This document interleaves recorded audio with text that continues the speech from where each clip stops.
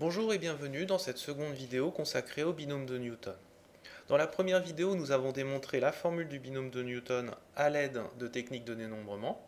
Maintenant, nous allons en proposer une démonstration à l'aide d'une récurrence.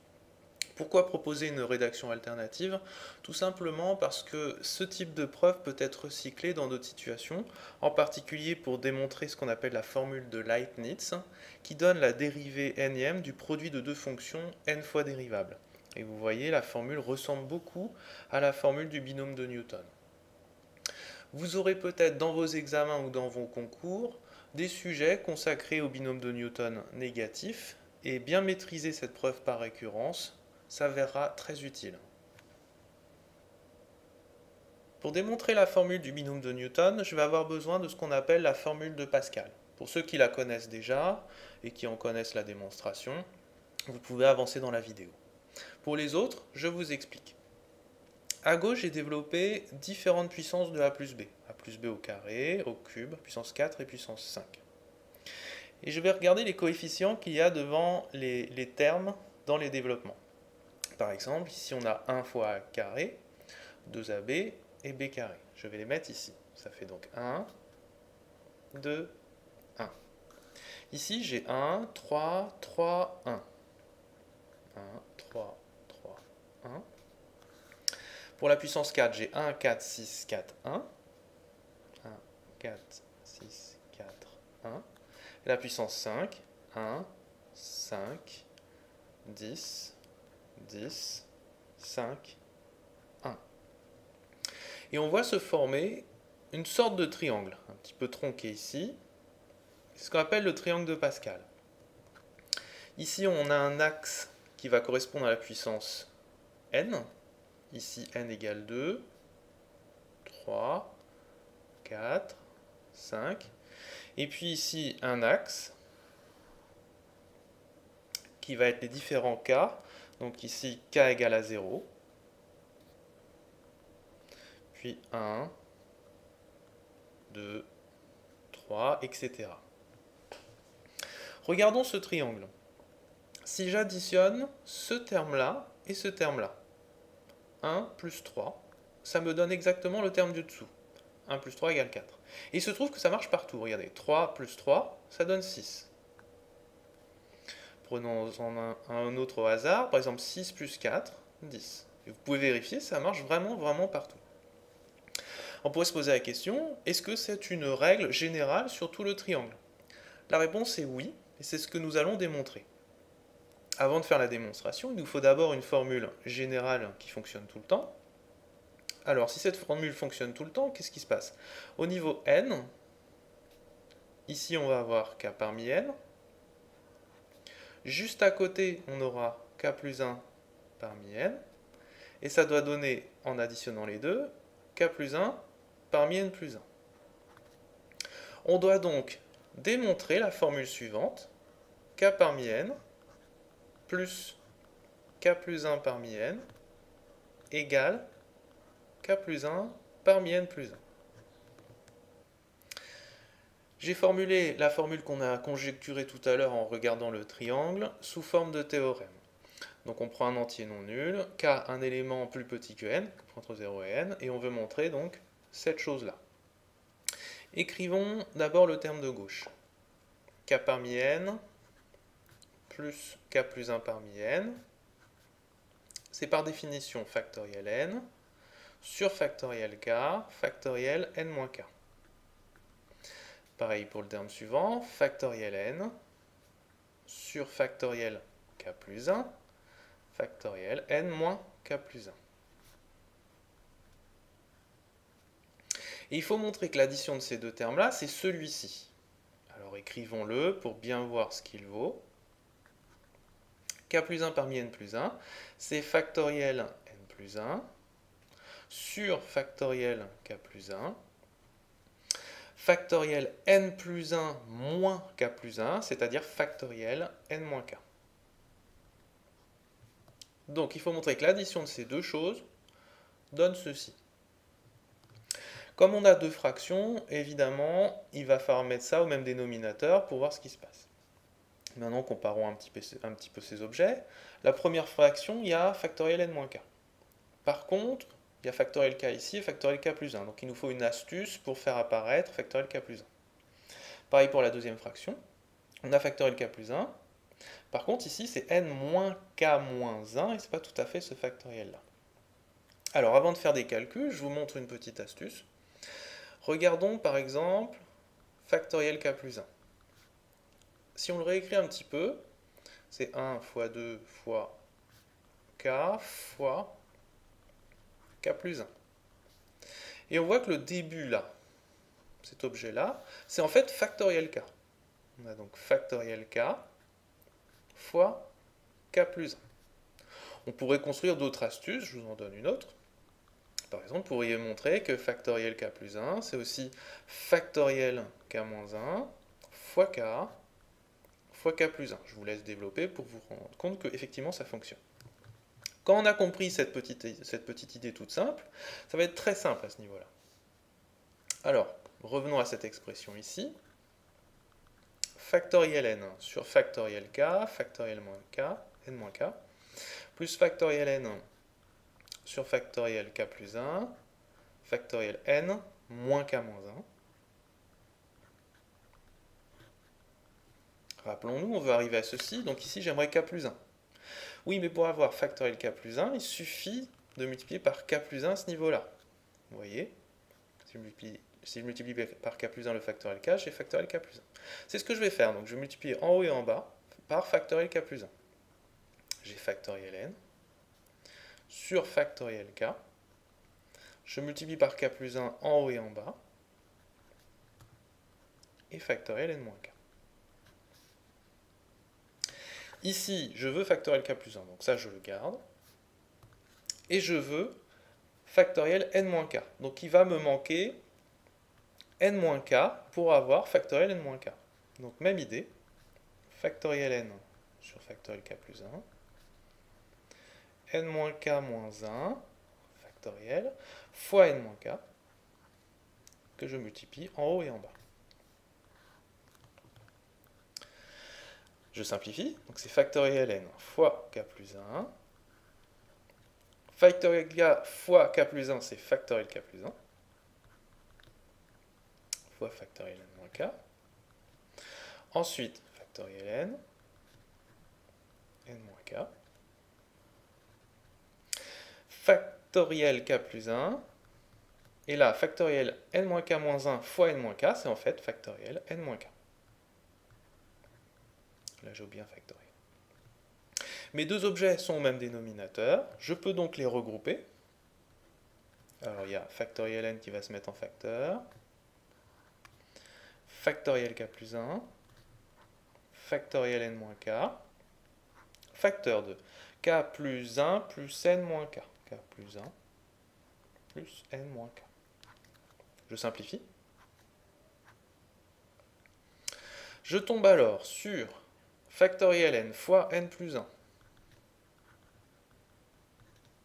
sur factoriel k plus 1 factoriel n moins k. Oui, mais on a vu que factoriel n fois n plus 1, c'est en fait factoriel n plus 1. Par le même type d'astuce que je vous ai montré ici. Factoriel k plus 1, factoriel n moins k. Et c'est exactement la formule qui est ici, c'est-à-dire k plus 1 parmi n plus 1.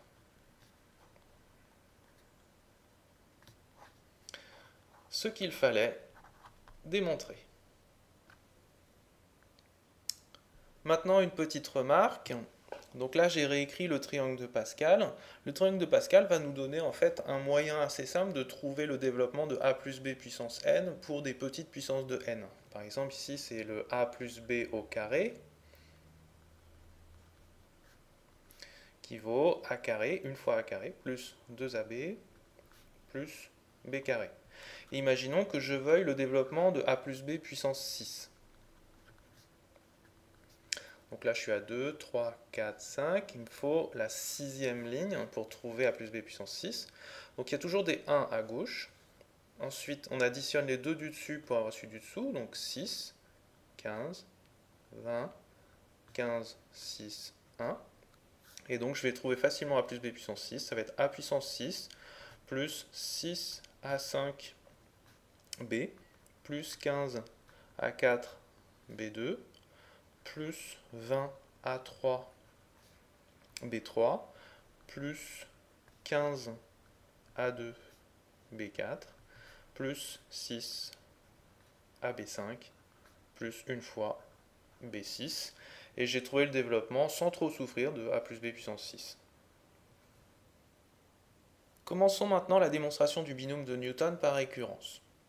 Comme d'habitude, pour faire une récurrence, il nous faut poser une propriété P indice n. Donc j'ai posé la propriété a plus b puissance n, c'est cette somme que maintenant vous commencez à connaître. Pour faire une récurrence, il faut faire une initialisation. Ici, n est un entier non nul, donc je vais commencer à n égale 1.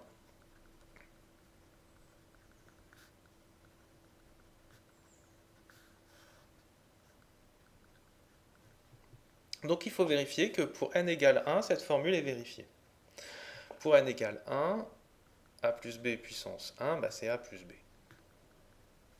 Maintenant, regardons ce que devient la somme pour n égale 1. On a la somme de k égale 0 à 1, de k parmi 1, à k, b, 1 moins k. Il y a deux termes, il y a 0 et 1, donc k égale 0, ça fait 0 parmi 1, a puissance 0, b1. Pour k égale 1, ça fait 1 parmi 1, a 1, b0. 0 parmi 1, je ne refais pas le calcul, ça fait toujours 1.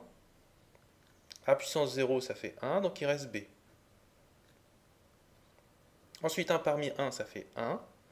A puissance 1, ça fait 1. Ça fait a, pardon. Et b puissance 0, ça fait 1, donc il reste a. La formule qui est là est la même qui est là, donc l'égalité est vérifiée. Donc P1 est vrai. Montrons maintenant la partie difficile de la preuve, c'est-à-dire l'hérédité. Il faut montrer que si la formule est vraie au rang n, alors elle est vraie au rang n plus 1. Donc vous voyez, j'ai repris la formule ici, et ça doit impliquer que on a la même formule avec n remplacé par n plus 1. Donc j'ai remplacé n plus 1 ici, n plus 1 ici, ici, et ici. Comme d'habitude, pour l'hérédité, il faut se poser la question, qu'est-ce qui permet de passer de là à là? On ne va donc pas se concentrer sur la partie difficile de la formule, mais plutôt sur la partie facile. Et là, c'est assez simple. Pour passer de a plus b puissance n à a plus b puissance n plus 1, il suffit de multiplier par a plus b. C'est ce que nous allons faire. Alors, a plus b puissance n est égal à la somme de k égale 0 à n de k parmi n a puissance k bn moins k. Si je multiplie des deux côtés par a plus b, je vais me retrouver avec a plus b puissance n plus 1 est égal à a plus b, somme de k égale 0 à n de k parmi n a puissance k b puissance n moins k. Là, on veut montrer maintenant que cette partie-là, c'est en fait égal à cette formule compliquée là. On n'a pas 10 000 stratégies possibles, on va développer la parenthèse a plus b. Donc ça implique que a plus b puissance n plus 1, c'est aussi a fois la somme de k parmi n à k bn moins k, plus b fois la même somme.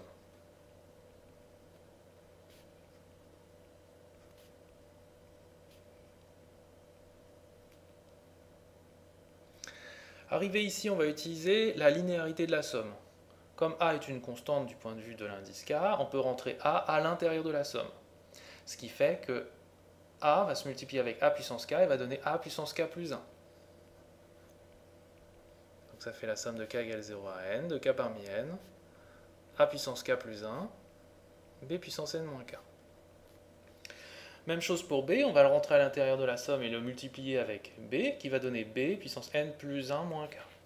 Donc plus somme de k égale 0 à n, de k parmi n, a puissance k, b puissance n plus 1 moins k. On fait une petite pause et on regarde ce qu'on veut démontrer. Nous, on veut démontrer cette chose-là. Et regardez, ici, on commence à voir apparaître un bout de la somme que l'on veut démontrer, puisqu'on a a puissance k, b puissance n plus 1 moins k. Par contre, ici, les choses ne vont pas très bien, puisqu'il faudrait on voudrait une puissance k ici. Mais on sait faire ce genre de bricolage. Il suffit de faire un changement d'indice. On va décaler k de moins 1 à l'intérieur de la somme. Alors je vous rappelle, quand on décale de moins 1 l'indice à l'intérieur de la somme, les bords, eux, vont prendre plus 1. Donc ça va faire la somme de k égale 1 à n plus 1, k moins 1 parmi n, a puissance k, b puissance n moins k moins 1, plus l'autre somme.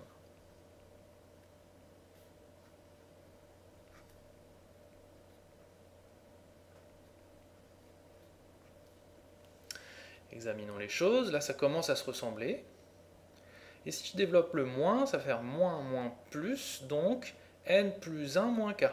Donc bien la même expression qui est ici, qui est aussi l'expression qu'on recherche. Je vais réécrire les choses pour visualiser tout ça.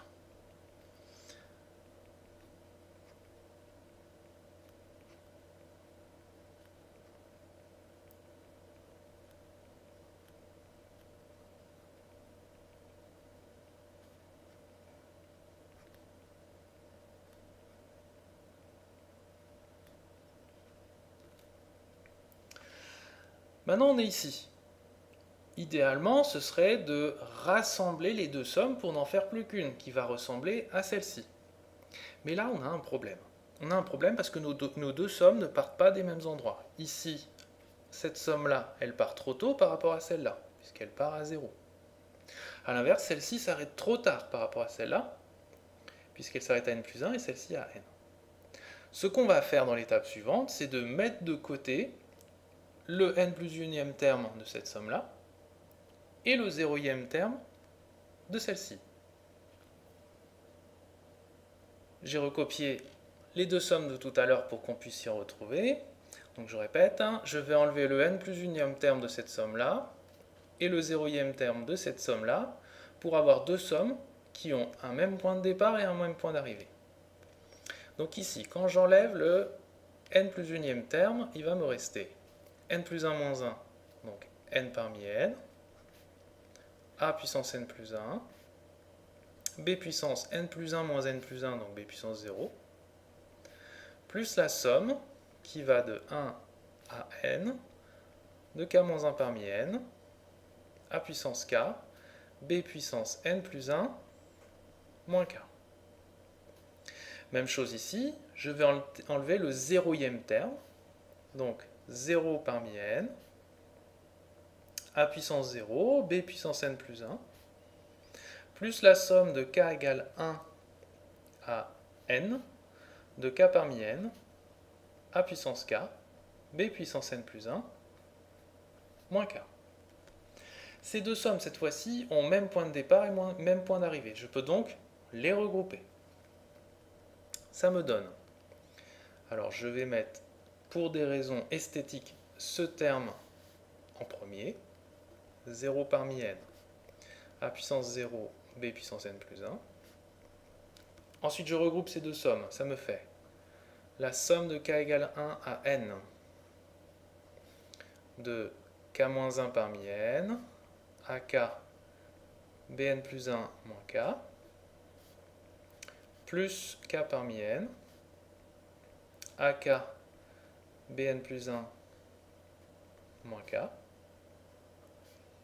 Et enfin, le dernier terme résiduel, celui-ci, n parmi n, a puissance n plus 1, b0.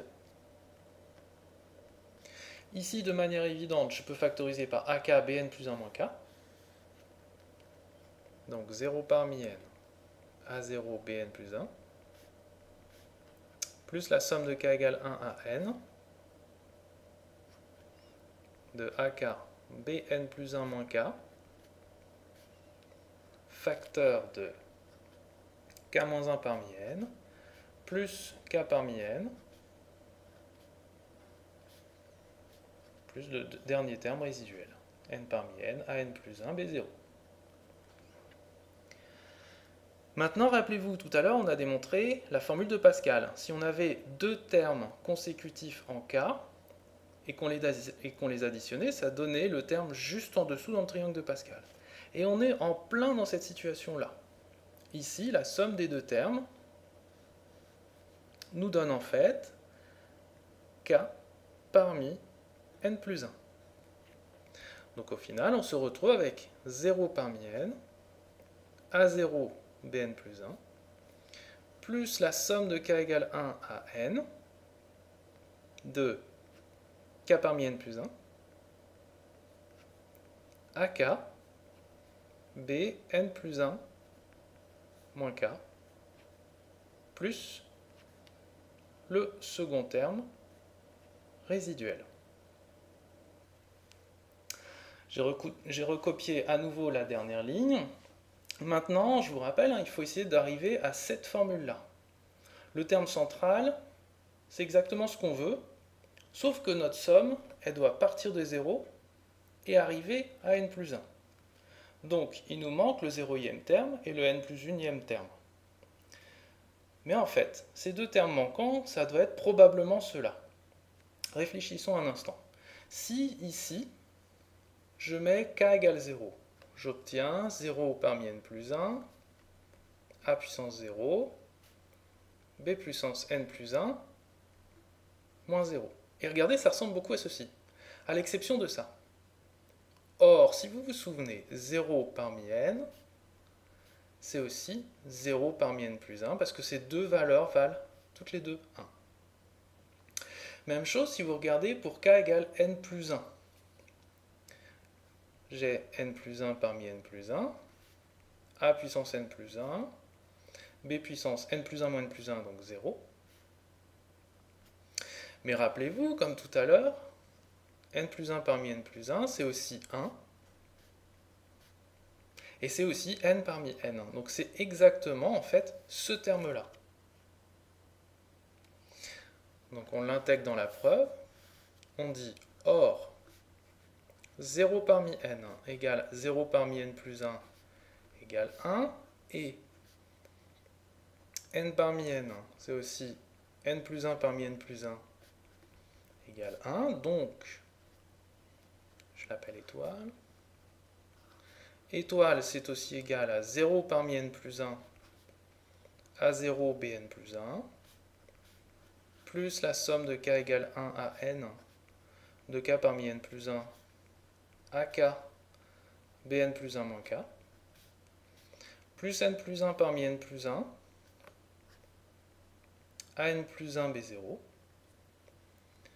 Et ceci, si on réfléchit 10 secondes, c'est tout simplement la somme de k égale 0 à n plus 1 de k parmi n plus 1 à k b n plus 1 moins k, et c'est exactement ce qu'on voulait obtenir. On vient de démontrer l'hérédité, on a démontré l'initialisation, donc par récurrence, la formule est vraie pour tout n. Voilà, nous en avons fini avec cette seconde vidéo consacrée au binôme de Newton. Ne vous inquiétez pas si elle vous fait souffrir, c'est parfaitement normal au début. N'hésitez pas à faire appel à votre enseignant de référence ou à en discuter avec d'autres étudiants si des points vous échappent encore. J'espère que cette vidéo vous aura aidé à comprendre tout ceci et je vous dis à bientôt pour de nouvelles vidéos.